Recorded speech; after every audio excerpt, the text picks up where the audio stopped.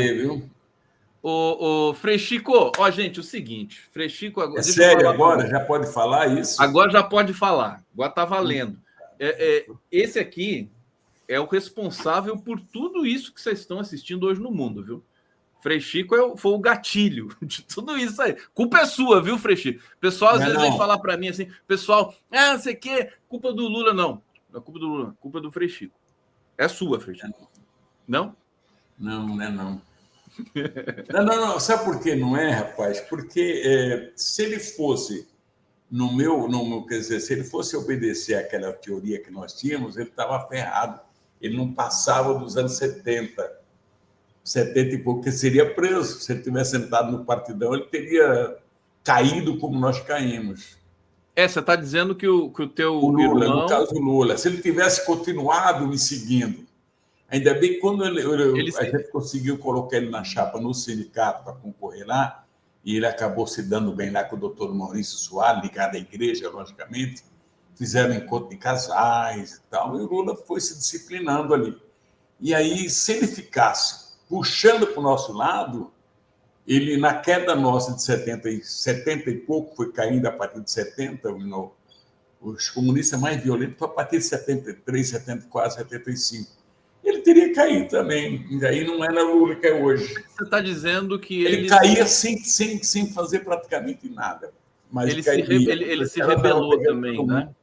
Oi? O Lula se rebelou também um pouco sobre esse enquadre todo do PCB. É isso que você está falando? Ele foi muito esperto. Foi muito esperto. Foi esperto. Sim. Mas... ele falava que a briga dele era dentro das leis existentes.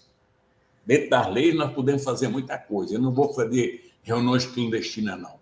Meu papo é legalizado. E foi isso que ele fez.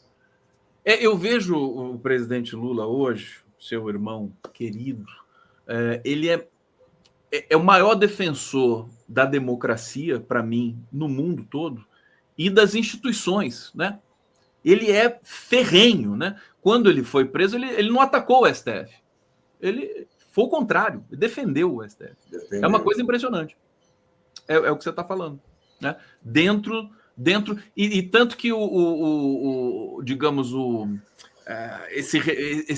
essa proposta dele como democrata e tudo mais é dentro do próprio funcionamento do capitalismo, o que daí seria quase um palavrão para quem é comunista, né? Conde, sabe por quê? Nossa Constituição tem uma coisa que o Lula, não só o Lula, logicamente, que ele tinha uns amigos que cercavam ele, no caso o Maurício Soares, tinha outras pessoas que cercavam ele. Eles leram, eles tinham uma luta operária baseada, eles já faziam um trabalho, aquele povo, dentro das organizações ligadas à Igreja Católica.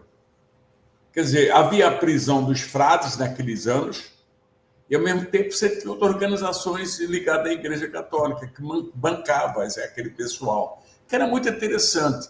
Só que era um anticomunismo assim, meio doentio. O comunismo era a praga, não podia ter. E o comunismo não é nada disso. O comunismo é uma palavra, praticamente, é uma teoria, é um futuro que nós almejamos daqui a algumas centenas de anos, talvez. É uma coisa que... É uma utopia, mas que se assegura o seguinte. Eu até fico bravo com esses companheiros que hoje estão no partido, e aí tem uma coisa chamada você é comunista, você é isso, é aquilo. Tem que separar o que é o comunismo e o que é direita e esquerda. O que é ser comunista? É defender direito à igualdade social, direito à chance do operário estudar, direito à moradia, direito à liberdade de expressão, direito à férias no trabalho. Todas essas conquistas que o trabalhador tem é parte da luta comunista. Aí o pessoal tem que reparar. Quem é a direita? É pela opressão, pelo racismo. Isso eu acho que teria que fazer um trabalho nesse sentido.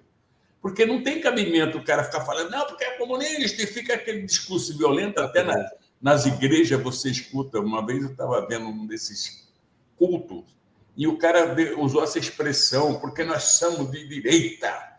Rapaz, não tem cabimento. O que é ser de direita?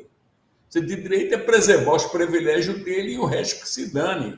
Mais ou menos isso. Agora, essa discussão é muito teórica para mim, viu? Eu gostaria de entrar nas coisas mais simples. Não, eu acho que a gente pode falar. Fazer uma pergunta, eu respondo. Mas tem coisa que não dá, é muito teórica. A minha capacidade. Freixo, a minha capacidade intelectual. Eu gosto de conversar com você, que eu faço como eu falo o que eu quero. Mas a minha capacidade intelectual ela é muito limitada. Eu tenho 4º ano primário, mano. Terminado. Então deixa eu dizer uma coisa. Então, a minha capacidade é porque eu lia algumas coisas, eu lia. É isso. Deixa eu te dizer uma coisa. Eu acho que o melhor das formulações, e eu faço essa análise já faz tempo também com relação ao teu irmão, e com relação à família Lula da Silva, hein? Porque eu tenho uma admiração por todos vocês, eu sei o que vocês passaram de perseguição também por tudo isso. Quer dizer, o melhor da formulação de políticas públicas vem das comunidades das periferias, não vem das elites de Harvard. Eu tenho essa visão. E olha que eu fiz a minha formação também e tudo mais, que eu até, quando alguém me chama de intelectual, eu falo assim, opa, intelectual não. que eu acho que as melhores formulações vêm da simplicidade, que é a mensagem do Papa Francisco, né, Frechico? Fala um pouquinho sobre isso pra gente. É isso aí. O Papa Francisco ele acabou usando uma frase que, para nós, principalmente que sofremos uma perseguição do anticomunismo, é muito importante, porque a nossa prática de militante e o que nós queremos para a sociedade é uma sociedade mais justa, sem opressão, sem toda aquelas desgraças que tem. Imagina você, agora mesmo eu sair daqui para almoçar, eu passo ali em cima de corpos que estão dormindo na calçada. Isso não tem que existir mais, isso não deve existir. O capitalismo nos Estados Unidos, que é a famosa, que defende a democracia, eu também defendo, eu não sou contra o povo americano de jeito nenhum, mas a sociedade americana ela apodreceu. Segundo o dado estatístico, é mais de 800 mil pessoas que vivem sem moradia e vivem na rua. É um crime isso, é uma estupidez. Em compensação, a concentração de renda deles é astronômica. Você ganha muito dinheiro, mas para quê? Para você mesmo. Quando deveria ter uma política de você ganhar dinheiro, mas ao mesmo tempo tentar amenizar o sofrimento da pobreza. Eu acho que aí nessa discussão aí ela vai entrar naquela questão da China, o que eles estão fazendo lá, mas eu não tenho capacidade para discutir isso, não. Só que eu acho que eles estão corretos. Eles quem, Frechico? Eles quem? Chinês. Os chineses. Ah, sim. O chinês está correto. Porque eles estão fazendo uma política, segundo tem informações, lógico que tem um empresário, tem um capitalista e tal, e tem uma loucura também de trabalho, que é uma cultura muito antiga, o pensamento deles é diferente do nosso, mas adianta nós querer nos comparar, não tem jeito. Nós estamos num outro patamar, nós estamos muito abaixo deles em termos de cultura, em termos de história e tal, mas de qualquer forma eles fazem lá uma coisa que o empresário presta conta para o governo, não é o governo que presta conta para o empresário, não. Sim. É mais ou menos isso lá.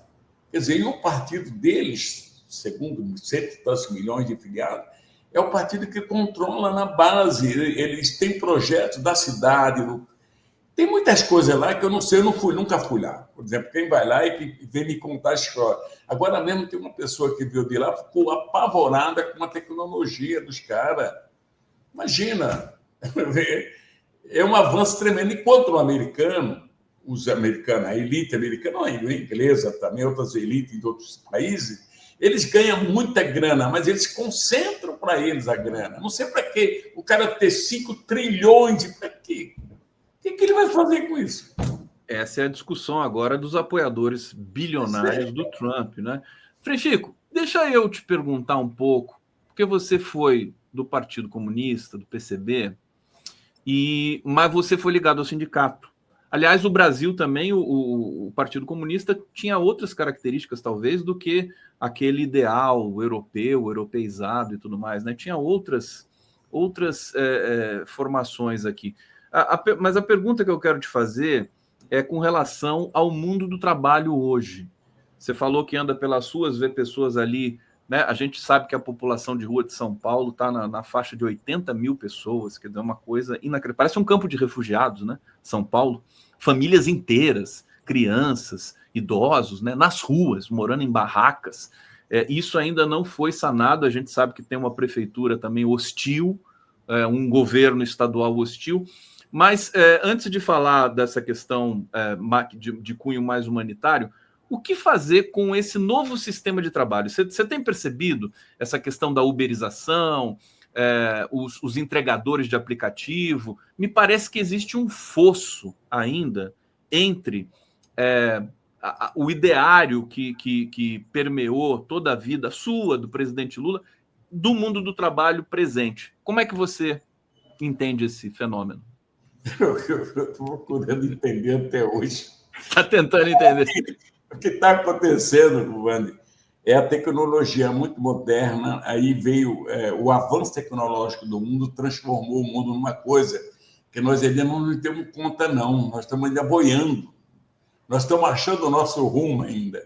E o movimento sindical foi prejudicado muito por isso, até porque a gente, nos anos 50, no começo da era industrial, até praticamente os anos 80 e 90, você tinha uma luta de classe de fato. De lá para cá, começou, e ali elite do planeta Terra, ele é também esperta para diabo, foi aproveitando as criações das novas tecnologias, ela foi criando a ilusão de que todo trabalhador pode ser um empresário, pode ser um patrão, pode crescer na vida. Eu acho que todos podem, não então todos, porque não tem espaço para todos. Alguns milhares podem, alguns, mas o movimento sindical foi se desgastando, porque eles fizeram o trabalho de desgastar o movimento sindical. Eles fizeram o trabalho e nós, às vezes, erramos também. Talvez nós não conscientizamos o trabalhador à altura dele entender que ele só tem uma coisa na vida, que é o corpo dele, e para sobreviver ele tem a mão de obra dele, que ele vai vender o serviço dele. E ele acha, e estão pondo na cabeça dele, que ele diretamente com o patrão, o contratante, ele tem o mesmo poder que o patrão. Quer dizer, isso está na cabeça de muitos deles, cara. Quando nós sabemos que não é assim, não funciona assim. Nós somos muito fracos individualmente, nós só somos fortes coletivamente para enfrentar o capital. Porque o capital é concentrado, não é só o capital, aí tem toda a estrutura do Estado, né? Poder judiciário, militar, todo que pertence a eles, que está mais para atender eles do que nós. Alguns companheiros confiam muito na estrutura da justiça do trabalho, por exemplo. Aliás, uma das justiças que mais funcionou no Brasil, a nosso favor, logicamente, andou funcionando. Não sei como é que está agora, que eu não estou acompanhando. Mas o povo acredita que o Estado está a nosso serviço. Está mentira, não está. A estrutura do Estado ele está a serviço de quem tem no poder, de quem tem grana. Esse é o problema. Você vê que qualquer coisa... É complicado falar sobre isso, porque eu posso ofender pessoas. Mas, de qualquer forma, tem pessoas que vivem da ilusão. Eu mesmo encontrei um menino outro dia que estava falando, mas por que eu quero sindicato? Eu negocio com o meu patrão. O patrão dele é o dono da padaria, né? Tá bom. Não, e tem uma coisa cultural. Mas o triste da história é que esse pessoal, se ele não tiver o Estado, através de seu assistente social, através dos órgãos que arrecadam alguma coisa para salvar ele de um acidente de trabalho, que é triste, cara. Quando você vai parar no hospital, você vê o que chega de cara acidentado de moto, é impressionante o número. E esse povo não se dá conta disso. Então, nós estamos andando para um procedimento de que não vai haver aposentado. O jovem de hoje, ele não vai aposentar. Não vai, porque ele vai começar a pagar INSS talvez com 22, 25, 30 anos, é o que eu estou vendo por aí, e vai aposentar com 75? Nunca. É difícil, cara. Então, mas nós temos outra falha que nós cometemos também. O movimento sindical cometeu. Uma delas foi nós não ter coragem, aí os partidos de esquerda também, na minha opinião, hein? Eu vou tomar porrada ao cadê, não tem problema. A Constituinte de 88, ela trouxe alguns artigos de lei, de normas constituintes, de norma de leis que nos ajudava muito, a classe operária e a classe pobre, e o povo mais pobre. Ela trouxe muitas coisas que traziam benefício, mas nós ficamos com medo de divulgar isso, ficamos com vergonha, talvez. Aí os caras entram no poder e vai tirando pedaço por pedaço a nossa Constituição. Até chegar a reforma trabalhista, né? Não é todo, não só a reforma trabalhista, outras coisas que nós temos lá, garantir o patrimônio, não sei o quê. Nós tínhamos que ter divulgado a Constituição com a cartilha do operário. O operário tinha que entender aqueles direitos dele. Por exemplo, na Constituição diz que ninguém pode passar fome, ninguém pode ter tem tudo isso. Mas nós não divulgamos isso, ficamos com vergonha, eu acho. É lógico que tem... Não sei, Francisco, não, é por isso que é tão importante te ouvir, sabe? Porque eu acho que a gente está um pouco adormecido, anestesiado, a sociedade brasileira está meio dormente com relação a tantas coisas. Por exemplo, no caso dos motoqueiros, entregadores, passou da hora deles terem algum tipo de proteção. E aí você vai conversar com alguns deles, eles têm essa ideologia da extrema-direita que é assim, não quero o Estado na minha vida, que o Estado só atrapalha. Que é uma coisa colocada por essa mídia que a gente tem aí, né? Que o Estado só atrapalha. Ô, João, eu sou fruto dessa família, eu tenho um sacana de um primo nosso, não vou dar o nome dele para a família não ficar brava. Aquele puto não queria pagar INSS e ficou sem pagar. Não pagava. Ele tinha uma agência de carro, ele vendia carro, tal, não sei o que lá. Bom, ficou mais velho, adoeceu, e aí agora?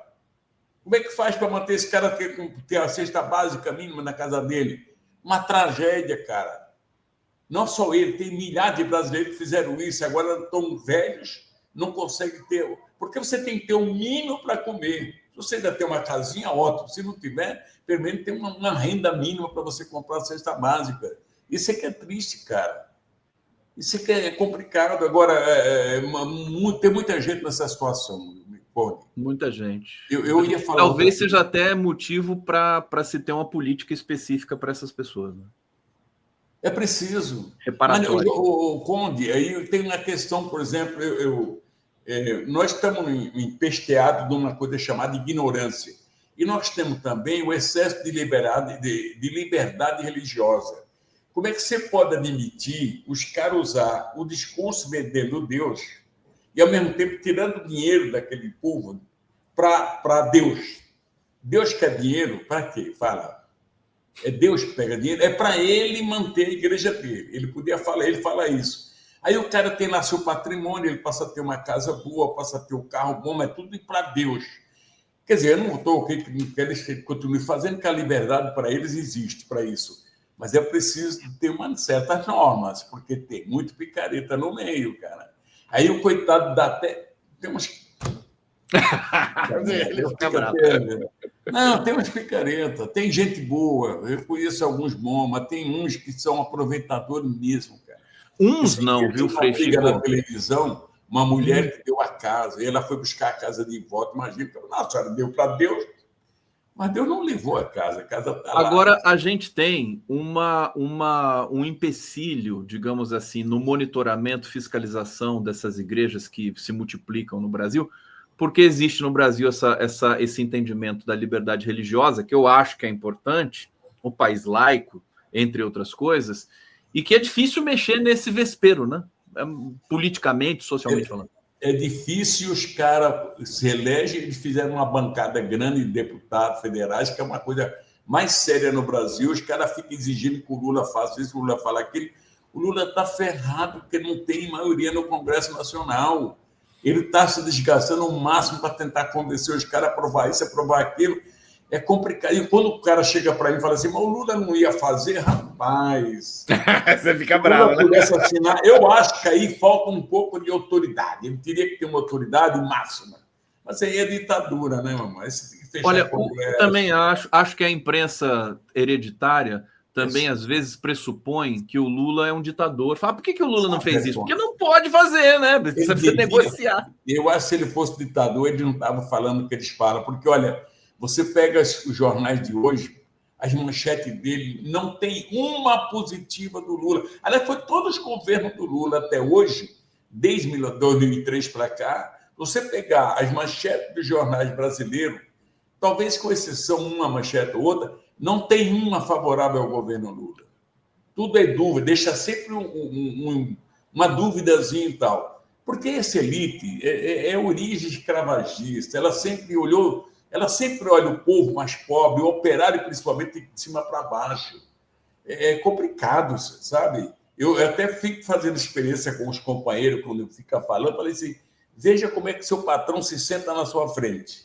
A cadeira dele normalmente é mais alta, cara. É o tipo poder judiciário, é o tipo na igreja. Eu peguei um certo momento da minha vida, eu peguei raiva da igreja.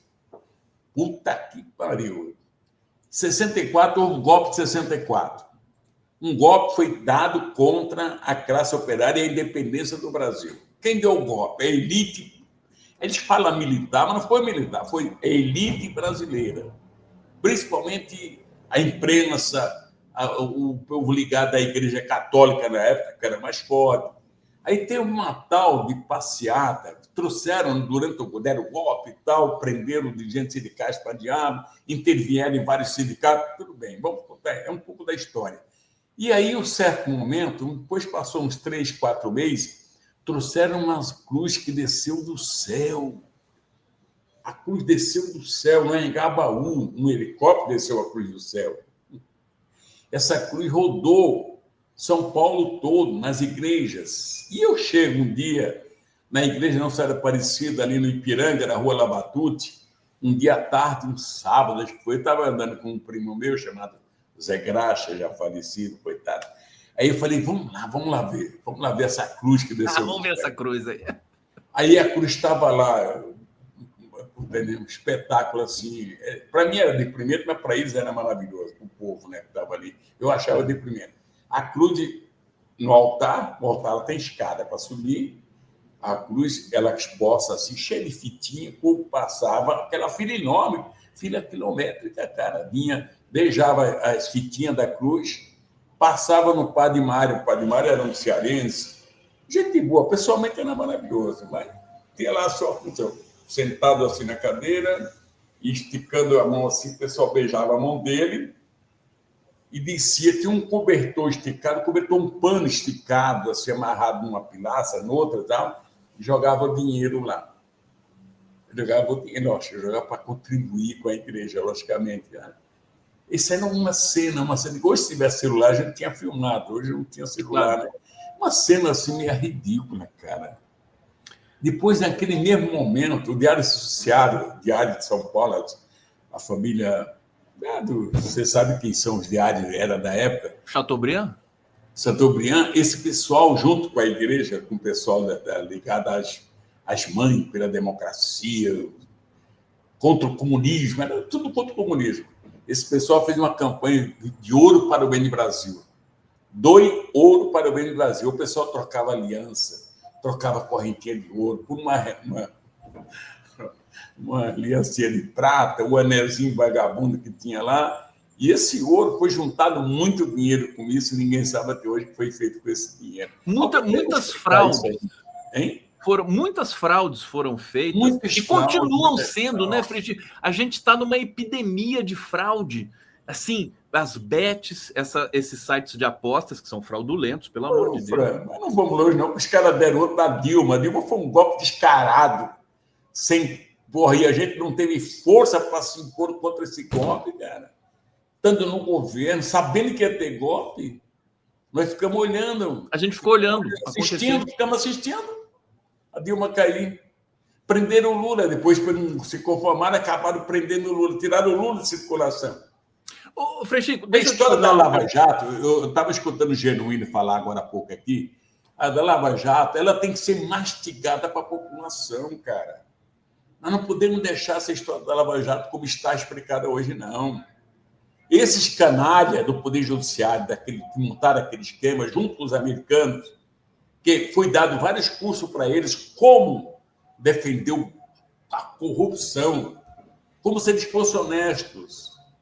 Isso é uma vergonha, nós temos que mastigar isso para a população não entendeu até hoje. O Lula até hoje é chamado de ladrão, cara. Pois é. Com toda a inocência dele, não consegue desmontar isso.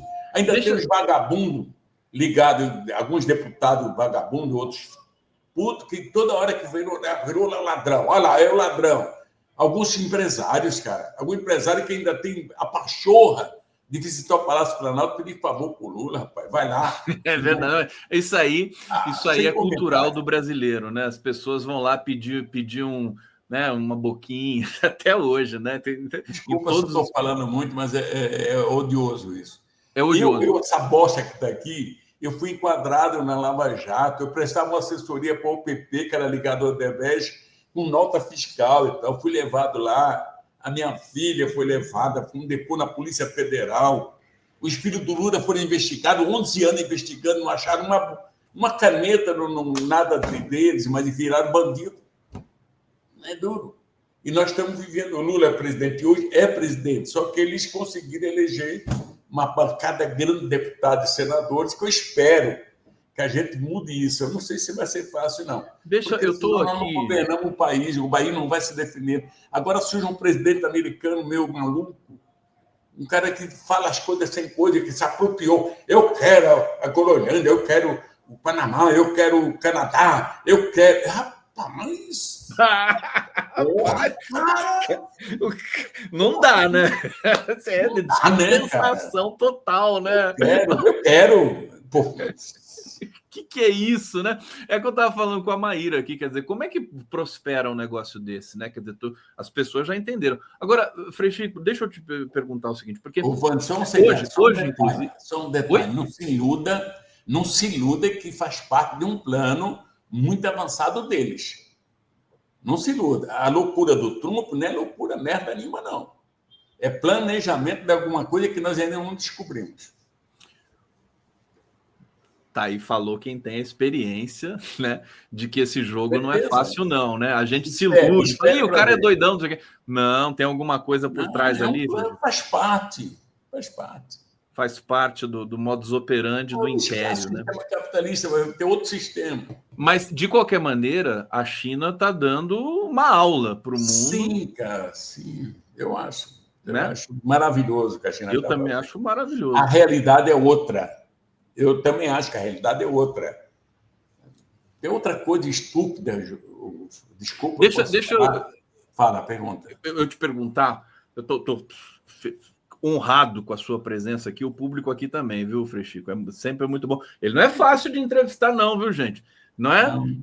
Você dá prioridade para a família, né, Frei Chico? Claro, né? Para a família, para os amigos. Agora aqui também eu me considero seu amigo, hein? Então você deu... Tá, obrigado. Deu uma bola aqui para o seu amigo. Que é o seguinte, o Brasil está sempre... Você falou desses golpes aí, pré-ditadura, depois, pós-ditadura e tudo mais, no tempo da ditadura brasileira, essas elites estão sempre prontas para arrancar a dignidade das pessoas no Brasil, do povo brasileiro, né? E isso não acabou. Nesse momento, o STF está julgando se acolhe ou não acolhe a denúncia do segundo núcleo do golpe. Tem essa corrida pela anistia. Quer dizer, o perigo tá em que nível, na sua visão, hoje? Está pior do que antes ou tá sendo mitigado? Não, eu acho que nós, com toda a desgraça que eu estou falando, nós avançamos em alguma coisa. Você encontra algum juiz valente, algum juiz que tem caráter, ele vai obedecer às leis existentes. Se existem as leis, é porque nós temos que ter umas leis para nos disciplinar a convivência democrática. Se não tivesse as leis, nós estávamos ferrados. E eles estão fazendo cumprir as leis. Eu acho que isso é fundamental. Só que não pode ficar só em cima deles. Nós temos que defendê-los também. Agora, quem fez o que fizeram no dia 8 de janeiro passado, lá do ano passado, não pode ficar sem punição, né? Não pode ter anistia. Não pode. Agora, para não poder ter, nós temos que defender o Poder Judiciário. Defender a lei, só isso.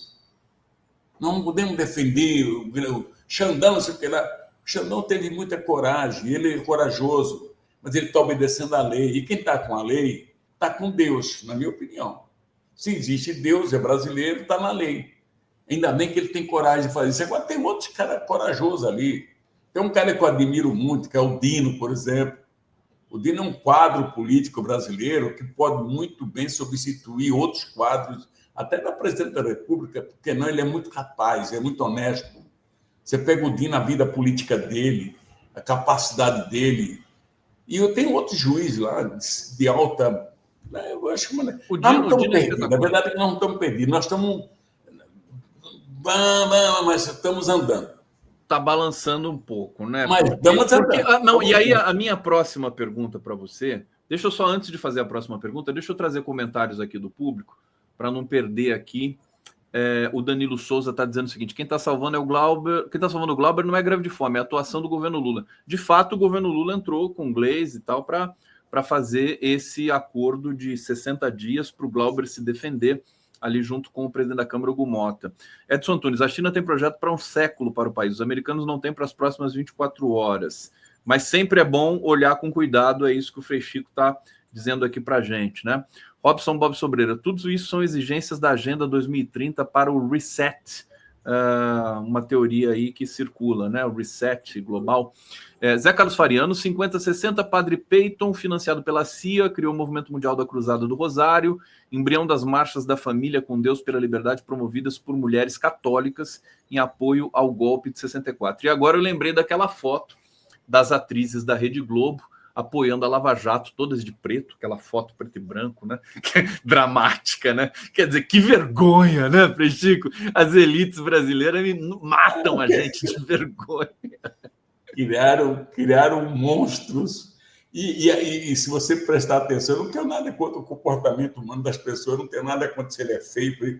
Mas se você pega, olha na cara do companheiro Moro, é Moro o nome do cara, né? O Moro, senador. Olha no jeito da cara dele, ele tem cara de safado, rapaz, de mau caráter. O jeito dele de se expressar, de se achar como autoridade. Ele pode ser uma bela pessoa, pode ser um bom pai de família, pode ser isso. Mas do jeito dele, é um cara que eu não dou cheque sem fundo para ele, não. E eu fico esperando que o que é do Moro e do Dallagnol está guardado. Acho que ainda eles espero que nós vamos punir essa gente, rapaz. O prejuízo foi muito grande, o prejuízo ao país, cara. Nós não conseguimos divulgar isso, mastigar isso com a população. Os caras se elegem até o presidente da República daquele tipo que elegeram. É capaz de, o domicílio é capaz de eleger um outro traste daquele, ligado a esse grupo de bandidos, rapaz. É duro, viu? Mas fácil. É duro. Elites brasileiras que você, né, enfrentou, combateu também durante o período. Você foi preso, né? Eu tenho medo de ficar falando, que eu estou me sentindo em casa. Eu já vou falar do partidão, tô falando, né? Fala o que você quiser, você pode falar. Eu seguro, que a responsabilidade mas aí tem consequências, viu, companheiro? Tem consequências, nós sabemos disso. Ô, Frei Chico, então vamos falar um pouco da cena política nesse momento. Eu quero que você fale do orçamento secreto e desse desenho que limitou a atuação, mais ainda do que já era, né, do presidente da República. Um congresso desse tem conserto? Tem volta? Será que a gente volta a ter um regime presidencialista? Ai, caraca! Eu acho que tem jeito sim. Só que nós temos que perder tempo em divulgar para a população onde foi parar esse dinheiro. Lógico que algum dinheiro desse foi parar no lugar certo. Alguns foram. Mas uma parte enorme não foi parar no lugar certo. Nós temos que denunciar isso. O Poder Judiciário está investigando, a Polícia Federal investigou, vai para o Poder Judiciário, mas nós temos que ajudar a divulgar isso. A população tem que saber onde foi parar esse dinheiro. O companheiro, não se iluda só que é só o Congresso Nacional, não. Tem Assembleia Legislativa, tem câmaras municipais, onde o dinheiro é desviado e às vezes não se tem prova nenhuma disso, não investiga isso. É preciso dar uma investigada no geral sobre isso. Eu vou parar, porque eu tenho um irmão presidente da República e ele sofre muito com a pressão diariamente. O Lula, nós tivemos sábado agora no casamento aí do neto dele. É engraçado, ele está realmente cansado, mas ele está feliz, ele acha que está com a saúde, vai viver muitos anos ainda. E eu falei, cara, você tem que tomar mais cuidado. Porra, estou muito, caraca, me deixa. Estou fazendo exercício, estou indo muito bem. Enquanto eu puder falar e andar, eu vou fazer isso. Tudo bem, cara, mas eu acho que nós temos que nos preparar para pior. Pior o quê? Pior ser Lula. Lula não vai durar toda a vida. Eu acho que ele durou muito. Durou muito. É impressionante. Lula tinha projetos, terminando o mandato dele, elegeu a Dilma. Imagina, se elegeu, reelegeu, elegeu a Dilma, reelegeu a Dilma, depois ia se eleger de novo, aí se eleger.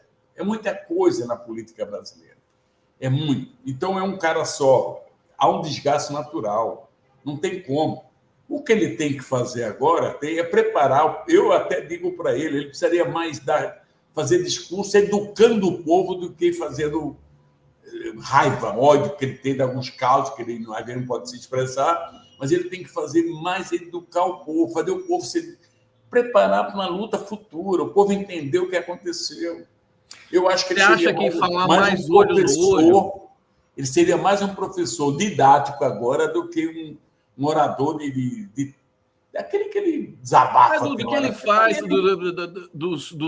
das cerimônias do governo federal. Você vai numa solenidade, onde chega lá, tem uma pessoa que se formou engenheira dentro do projeto deles, formou médico e tal, você se transforma, logicamente.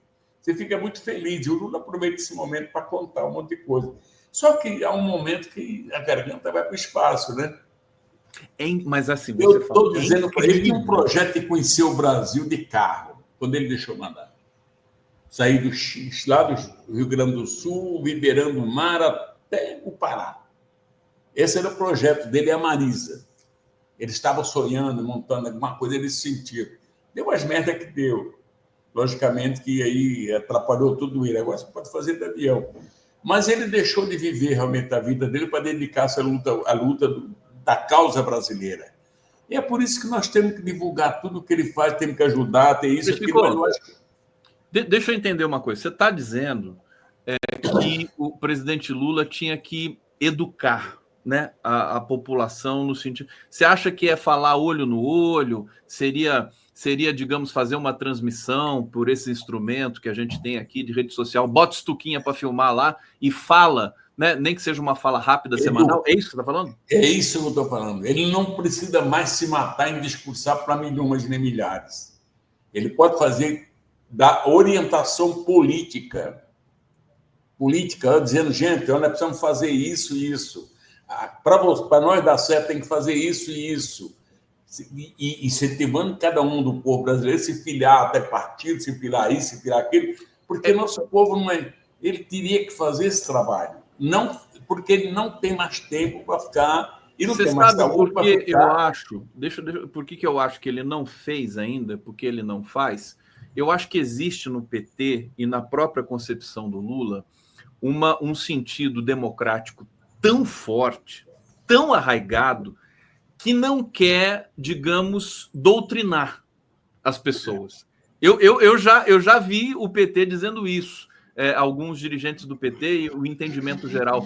Por que vocês não orientam os filiados ao partido, que parece que tem quase 3 milhões de filiados hoje, né, o PT, a se inscreverem no canal do YouTube?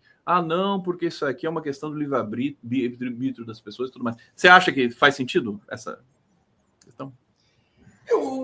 Conde, se cada filiado do PT cumprisse o estatuto do PT, pagando aquela quantia que não sei se é 10 ou é 20 real que imagina quantos milhões já daria.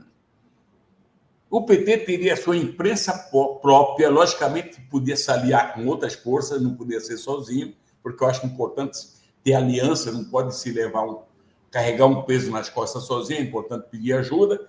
Você pega isso, você fizesse uma campanha no PT, cada afiliado, se ele tiver consciência de classe política para ajudar o país, ou o PT, ou partido, ele contribui mensalmente com 20 ou 30 reais, ou 50, sei lá eu, esse dinheiro direto numa caixa, controlado, porque o PT tem muita gente séria, pô. Sim. Não é possível que seja... Chama os caras de ladrão e fica como de ladrão. Pô, o que é isso, cara?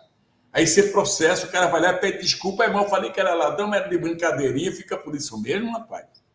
Tem que botar a militância para trabalhar, né? Não, tem que pôr. Então, eu acho que teria... Não, o PT, aí você tem outros partidos de esquerda que podem fazer isso, porque é uma coisa muito triste.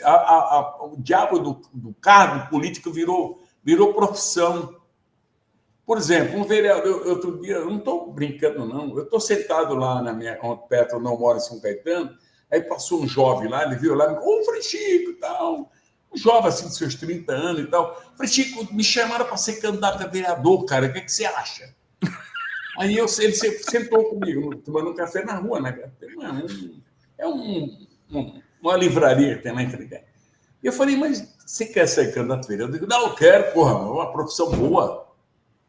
É boa, rapaz. A gente vê o pessoal ficar tudo rico.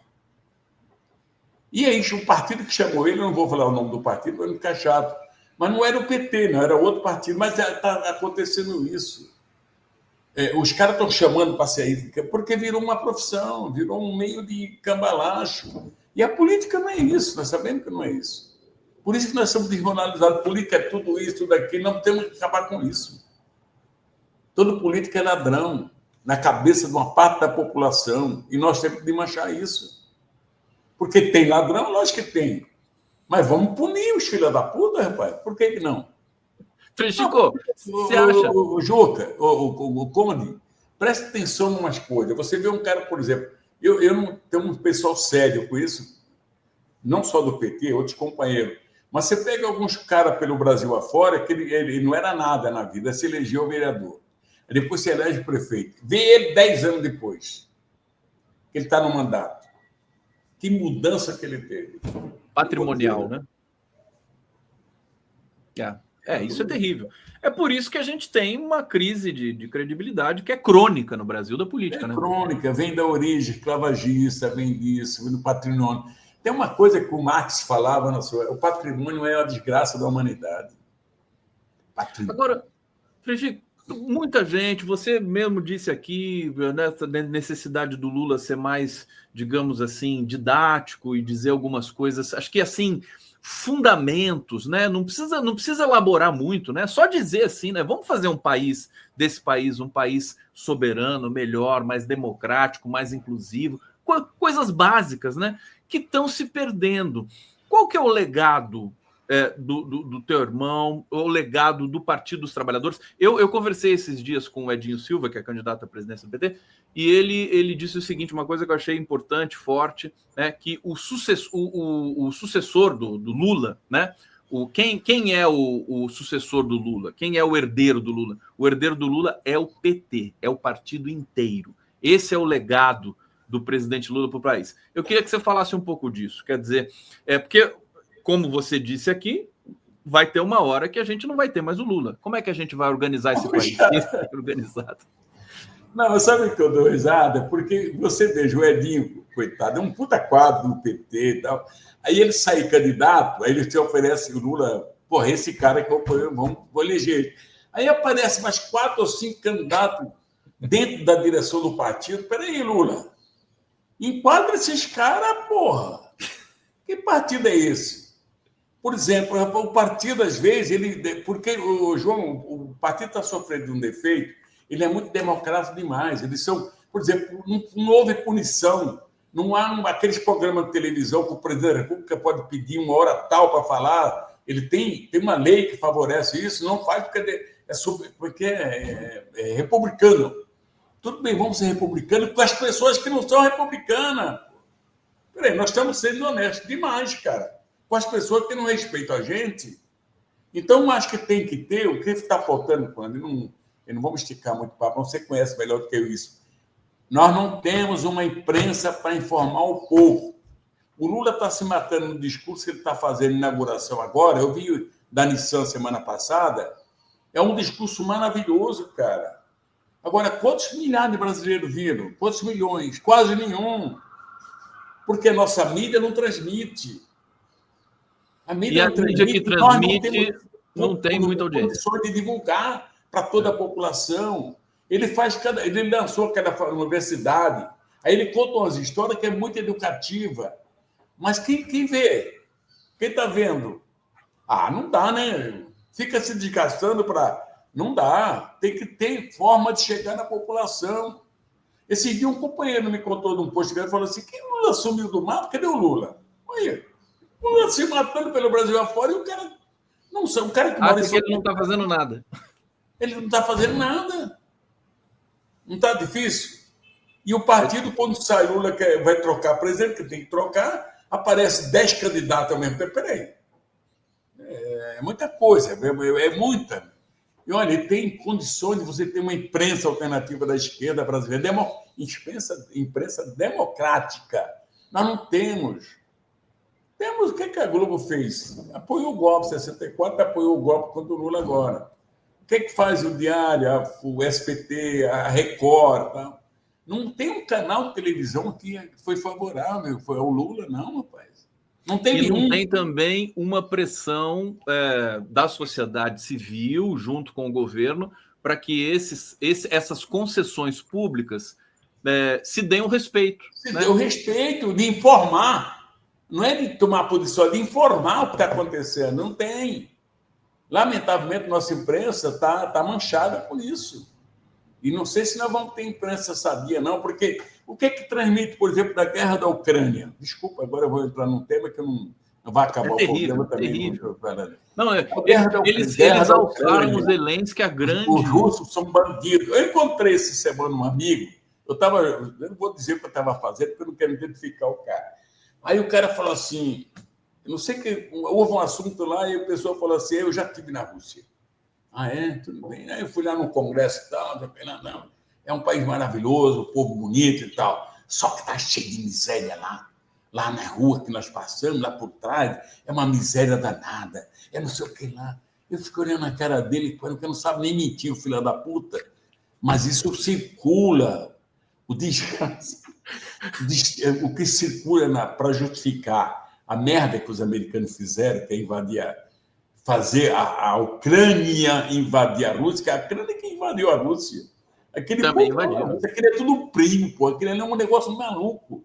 E, sem comentário, todos nós sabemos o que está acontecendo ali. A Rússia, de repente, se desperta-se lá, o povo russo, um povo valoroso. Lógico que tem picareta lá, tem também, não tem aqui, não é? Mas tem um povo que defende sua nação, sua história. O que o cara fez? O cara proibiu. O cara que está lá não é presidente mais, não se elegeu. Não teve eleição. O cara proibiu a atividade da igreja, a igreja ortodoxa. O cara proibiu os partidos políticos, proibiu tudo lá. E a nossa mídia não dá uma nota sobre isso. Ah, vá para o inferno, né, cara? Sem comentário. Chico, eu quero para a gente está chegando no final aqui desse papo.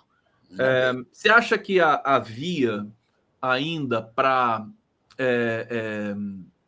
enfim, falar com a população brasileira, para a gente politizar, criar consciência política, o sindicato ainda é uma via importante?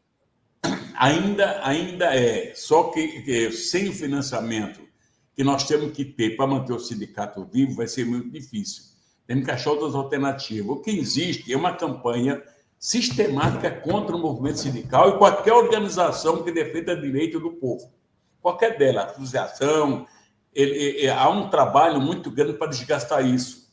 O modelo de emprego no Brasil, o modelo de relações de empregado e patrão, é uma imposição de origem americana. Nós temos origem, nesse momento, logicamente, nós temos a origem francesa e italiana, do qual nós temos o chamado espírito de solidariedade. A gente, qualquer sindicato ele vem no espírito de ajudar, contribuir, salvar e ser solidário um com o outro. O espírito americano é da individualidade, cada um cuida da sua vida e se dá no próximo. É mais ou menos isso, eu entendo assim. Então, mas ainda temos condições de fazer alguma coisa assim. Logicamente que tem que ter forma de financiamento. Nós temos que forçar a relação patrão-empregado passar por um órgão que funcione como defensor do trabalhador. Eu acho que o patrão tem que ter esse respeito. E se ele não tiver, ele será punido. Porque é importante isso. Se não tiver isso, nós não vamos salvar o Brasil. O Brasil a classe operária vai sofrer, sei lá, cada vez mais. Eles estão tirando direitos. Eu, por exemplo, acho que a aposentadoria tem que sofrer reforma, é capaz de ter que sofrer alguma coisa mesmo, porque, olha, pega eu estou aposentado há 29 anos pelo INSS. Quer dizer, não vai ter contribuição para me pagar, para pagar uma porcentagem grande de aposentado. Eu reconheço isso. Então, teria que ter aumentado um pouco mais. Porque nós estamos vivendo mais. Nós estamos vivendo mais. Quando eu tinha meus 20 anos, 15, 20 anos, A pessoa com 50 anos era velha, rapaz. Acabou, morreu, é velha? Não, já é velha. Eu estou com 82, cara. Vou para 83. Isso quando chega a 120, talvez. Não sei se vai dar. Mas se você viu, nós temos que mudar, tem que adequar. Mas isso é uma forma democrática, uma discussão onde a contribuição vem de outras fontes, não só o pagamento do salário, que é descontado na fonte, mas é preciso a gente fazer alguma coisa, tendo os sindicatos como cabeça. Se continuar como está, as centrais sindicais continuar fracas, como eles querem impor cada vez mais, nós estamos ferrados, vai ser mais difícil. Como eu te disse para você, se nós não houver uma orientação sistemática, o Lula aproveitar o espaço que ele tem de presidente da República e orientar o povo, tentar orientar, porque alguns não vão aceitar a orientação. Trocar as agendas, né? Deixar um pouco as cerimônias, eu acho né? Que teria. Ficar mais. Teria. Não deixar. Essa briga interna da esquerda é uma estupidez você, nesse momento, ficar brigando por cargo. Cara, não tem dá, tudo né, isso, né? É muita coisa. É não reconhecer que nós estamos ainda no limbo, rapaz. Esse povo que deram o golpe, que agora perderam por Lula, eles estão aí, cara. Estão aí, estão balbuciando. Estão doidos para dar um drible de novo. Nossa Senhora!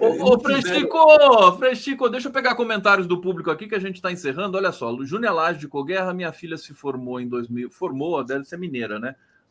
Formou em 2014 em engenharia e a turma também não tinha emprego, culpa do juiz ladrão. Anselmo José, Frei Chico é o cara, não é paroquiano, né? Embora seja o Frei Chico, né? Você não é paroquiano, né, Frei Chico? Fernando Castro, não é o PT, é o Lula que tem que falar, como Mandela. Frei Chico, deixa um recado para a gente final aí, tão bom falar contigo. Eu estava numa expectativa. Você realmente me passa muita sabedoria. Acho que, sabe, eu acho que a tua origem e a tua formação é que a gente precisa para o Brasil, para formular políticas públicas, para formular nos futuros. Não é a intelectualidade, com todo respeito, né? É daí que vai sair alguma coisa. Querido. Olha, o Conde, eu queria te agradecer muito. Eu faço parte do Sindicato dos Aposentados de São Paulo, chamado Sindinap. A gente, depois de velho, virou vice-presidente aqui. Somos vice-presidente, vamos ter congresso esse ano ainda. Agora, eu tive em minha terra agora há pouco, um mês e pouco atrás, fui lá a Garanhuns, ver meus parentes lá, meus primos da minha idade, tá morrendo tudo, 80 e poucos anos, então não tem como salvar, né? E aí a gente fica contente em ter, de vez em quando, uma forma de desabafar. Eu estou falando contigo da maneira que eu falo.